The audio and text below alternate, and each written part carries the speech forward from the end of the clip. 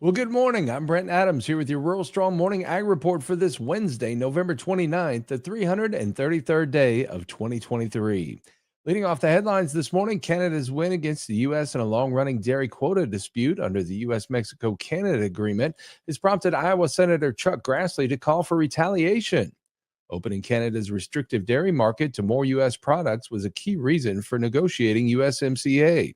But now that the U.S. has lost its fight over Canada's tariff rate quota system that it claims unfairly favors Canadian producers, Grassley was asked if USMCA is worth the paper it's written on. Yes, but it depends on whether the administration is willing to take counteraction against some product coming from Canada to show our dislike for it, and I don't know if they're willing to do that. Retaliation could be challenged too, but Grassley defends it. This decision is a huge loss for American farmers, and I think we had 89 senators vote for the USMCA, and it was because of its potential to expand dairy market access to Canada.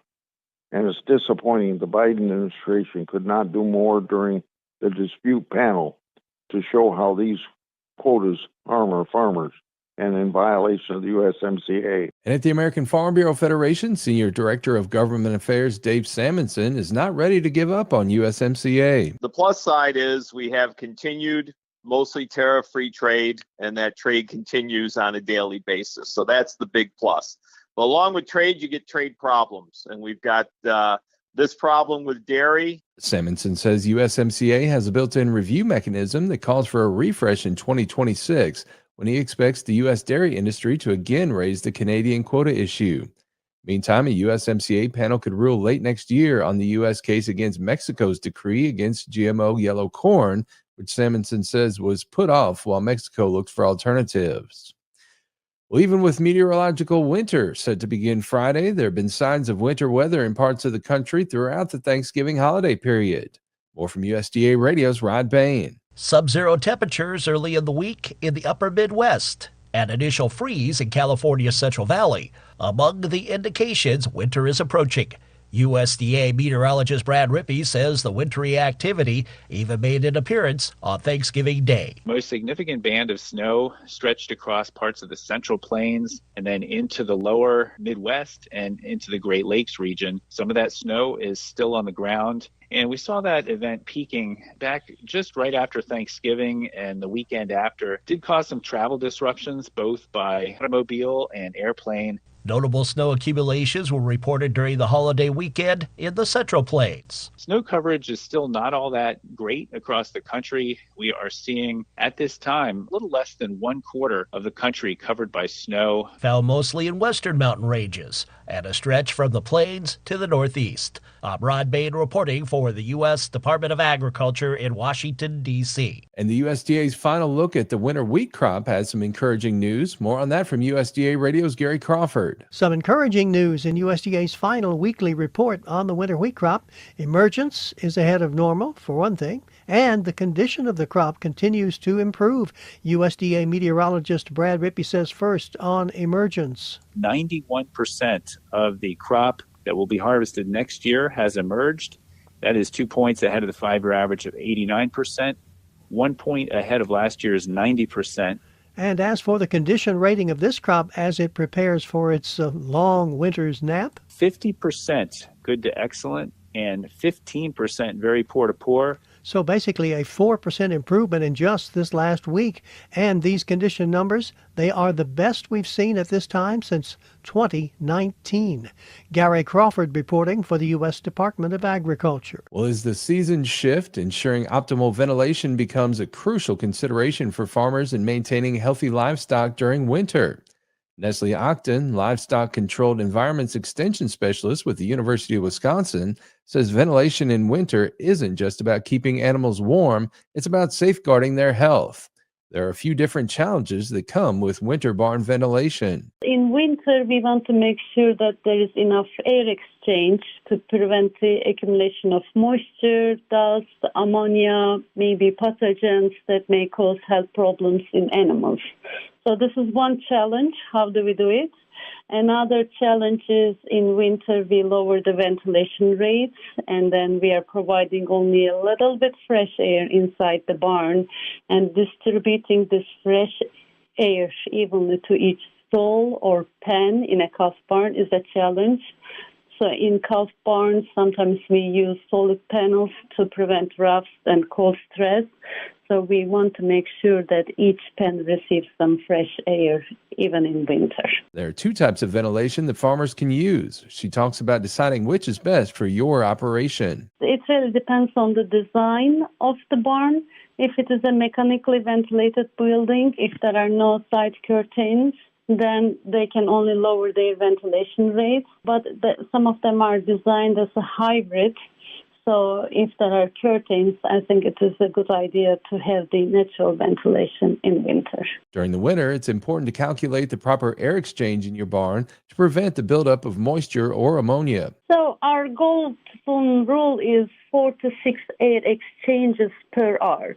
So it really depends on the volume of the barn, but we recommend to have a minimum of 4 air exchanges per hour. So the whole barn air should change 4 times in 1 hour. So we need to make sure it is happening to have enough or good air quality inside the barn. Having these systems in place isn't enough. Proper maintenance is also key to preventing ventilating bad air to your animals. So it is always a good idea. If it's a mechanically ventilated barn, it's always a good idea to keep the ventilation fans clean. So dust accumulation may reduce the fan efficiency 30%. So when we were thinking that we are providing enough air, we may not be providing enough air to the barn. So rule number 1, keep the ventilation fans clean.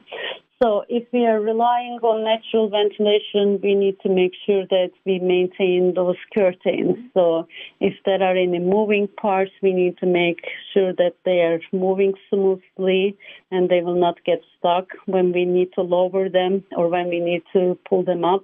So we need to make sure there is no dirt or mold accumulation on the curtains. It's a good idea to keep them clean.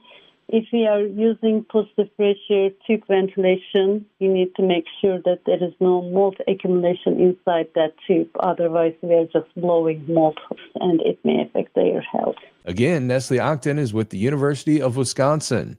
A special thank you to Charity Seebecker of the Midwest Farm Report Radio Network in Madison, Wisconsin for that audio. And finally this morning, if you want to find that perfect real Christmas tree, an expert says don't wait too long to buy it. Here one final time is Gary Crawford. Here's a fun segment from the movie A Christmas Story. Haven't you got a big tree?